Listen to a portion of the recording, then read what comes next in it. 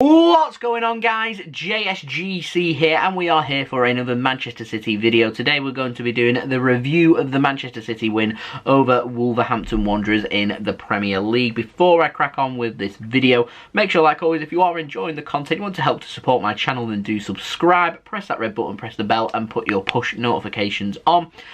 Also, don't forget social media links, they're in the description below and sliding across at the bottom of the screen. If you want to go and follow me on my Twitter and Instagram, email also in the description below too if you want to hit me up for any sponsorship for any videos or any general business inquiries. Leave a thumbs up if you do enjoy this video and let me know what you thought of this victory in the comments below. So without further ado, I'm going to start off with the review for this game first. So it's Manchester City that ended up taking the lead in the first 15 minutes. By the way, I thought we were a lot better offensively in this game than what we was against West Ham. So that was room for improvement I felt from that game, and that's something we applied into this game, which was good. And it was a good ball played across by Riyad Mahrez, and there was Dendoncker to put it into the back of his own net.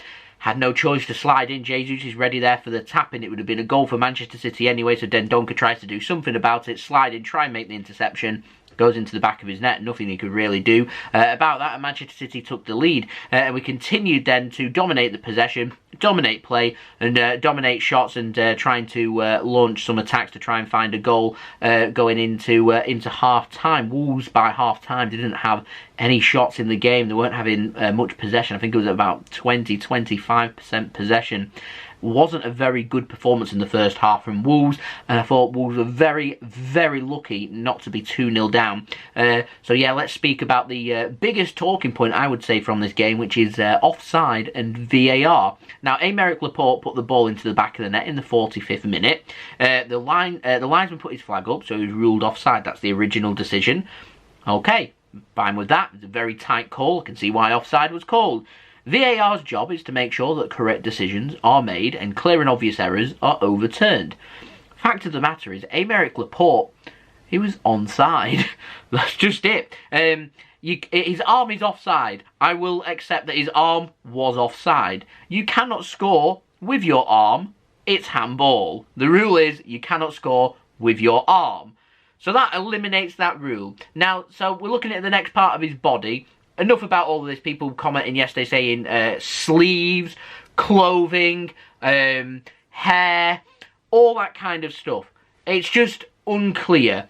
It should be judged upon a part of your body that you can score with, and the clue there is part of your body, not an item of clothing. His armpit is obviously the closest area to his arm that he could legally score with. His armpit's behind the player's foot. He's onside. I have no idea how on earth the lines being drawn, and by the way, them lines, Laporte looked like he was behind them lines. I just have no idea how they've come to that conclusion that Aymeric Laporte was offside. And I'm yet to find anyone to say that it was offside. All the City fans, lots of people watching the Premier League, even Wolves fans have said it's onside. They're mesmerised how the goal hasn't been given. It just didn't make sense.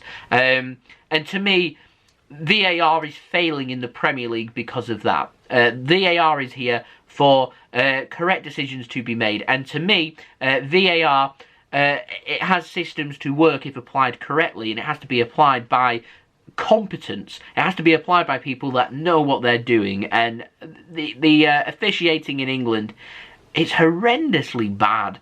It's really bad. How is he offside? I don't understand. I can accept the linesman giving him offside. I can accept that in a game. I cannot accept that someone's being paid to sit at a computer to make a correct decision, and still the correct decision isn't being made. All that's happening is we're wasting time. And so, like I said, if they're not going to have competence involved with VAR, it needs binning. There needs to be clearer clarification, not only on the handball rule and what's handball and what's not, but also on the offside rule as well. I have no idea how they came to the conclusion that Laporte was offside. That would have been the killer second goal for Manchester City. As far as I'm concerned, City in the end would have cruised to the win, which we've ended up doing anyway, so it doesn't matter, but the principle is there, and it just hasn't worked. We go into the second half, we keep knocking at the door, typical Manchester City. Wolves come forward with their first attack. Great ball in, by the way, for Wolves. Conor Coady gets a great header onto it, finds the bottom corner. Nothing really much Ederson could have done about it. I thought Ruben Diaz had allowed Conor Coady to get goal side of him. I think Ruben Diaz, with the quality that he's got, will be disappointed that they found the goal there. And Wolves' first shot just happens to also be on target, happens to be an equaliser, and I thought, here we go again. And I thought at the time, City, victim of their own downfall, we should have put this game, we had an hour to put this game to bed, and we didn't, and we should have. We had plenty of opportunities to do so. And it was frustrating. City, though, it took City to be pegged back to actually go through the gears and start to up our game and prove what we can do. Thankfully, by the 80th minute, we found a goal through Gabriel Jesus, a well-taken goal for Gabriel Jesus as well.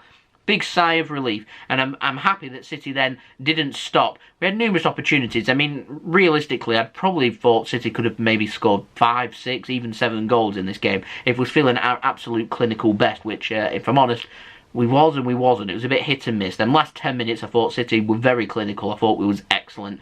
And that's what's ended up helping us to pick up the 3 points here and make it 21 wins in a row. Riyad Mahrez, 90th minute, well-taken goal. Man of the match performance from him. I thought he was absolutely brilliant for City. Getting an assist, getting a goal. He was making all kinds of hard work down the Wolves' left side, the right-hand side for City. I thought he put in another top-quality performance. I'm really happy that Mahrez is really starting to find his feet and find the form that he was showing last season. He's taken that into this season as well, so I'm delighted with that.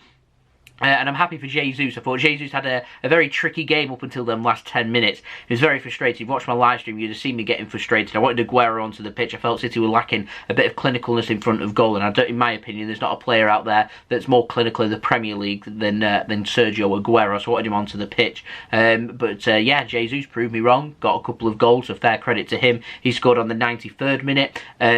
Memory serves me right, I'm fairly sure offside was also, I don't think, was offside given or not? I don't think it was. VAR checked. Anyway, Jesus was onside. It was a perfectly legit goal, finally, and City ended up winning the game 4-1. So time for my analysis for this game, because we have got the Manchester derby coming up on Sunday. One thing I would say is that if City can show enough attacking intent in that game, particularly in the first half, and we can play in the first half of that derby like we have in the last 10 minutes of this game, I think we beat Manchester United, and I think we beat them at a comfortable scoreline. I think we're more than capable, and we're showing the form that we're in, of scoring 3, 4, even 5 goals in a half, if we feel like it. And that's what I want to be looking for from the derby. I'd be telling the players, with that intent that we were showing in the final 10 minutes of the game, make that happen in the first half, kill the game by half time, move on to the next game. Let's get it on to 22 wins in a row, keep going from there. One thing I will say though for City is, if we do get the lead, and once more we've got another game now where we haven't gone behind, if we do get the lead, keep pushing and look for that second goal. We must be clinical. United, I'm not going to sit here and say I think they're a decent side, because I don't think they're a complete side. I don't think they're all there. I don't think there's too many. I look at United's squad and I don't think there's some threat there, but there isn't in other areas. There's areas of weakness, but there's certainly a team that can cause us problems. There's a team that if we don't turn up, will turn up. They're a team that if we don't perform to the best of our ability, and they do, they will beat us. And so we need to be playing to the best of our ability. If we do, I'm confident that we can absolutely steam United away, and we can move on to the next game, breaking all kinds of records left, right and centre. At the moment in time, when recording this video, we're 15 points clear. Like I said, we need to be taking our form and momentum from them last 10 minutes into that Manchester derby. If we do get the lead, keep pushing to get that killer second goal. It didn't come to bite us on the bum in this game against Wolves. It could though against Manchester United. They've got a defence that are capable of keeping City out. They've got an attack that's capable of hurting us on the counter-attack. They've got a couple of players in the form of their lives as well. Wan-Bissaka's having an excellent season. Bruno Fernandes as well. These are players that, albeit Fernandes doesn't like to perform against top 6 sides, but there's nothing saying Fernandes might not perform against us. So we need to be wary of that, but we also need to be making sure we're improving our own game, and I felt like one of our downfalls was not pushing on and getting that second goal, so we need to make sure we do get that second goal if we do go ahead against Manchester United. So there we go, that has been the video. Hope you enjoyed the video. If you did enjoy this video, please do leave a thumbs up. It really helps me out. Knows that I know that you are enjoying the videos. Don't forget also to leave your thoughts in the comments below of what you made of this victory over Wolverhampton Wanderers in the Premier League. Also to subscribe as well, well. Plenty more football and Manchester City content to come. So do subscribe, press that red button, press the bell and put your push notifications on. It is free. And my social media links, you can find them in the description below and sliding across at the bottom of the screen if you want to go and follow me on my Twitter and Instagram. My email is also in the description below too if you want to hit me up for any sponsorships for any videos or any general business enquiries. So yeah, thank you everyone for watching. I've been JSGC. I do hope that everyone is safe and well. Peace. Ciao for now.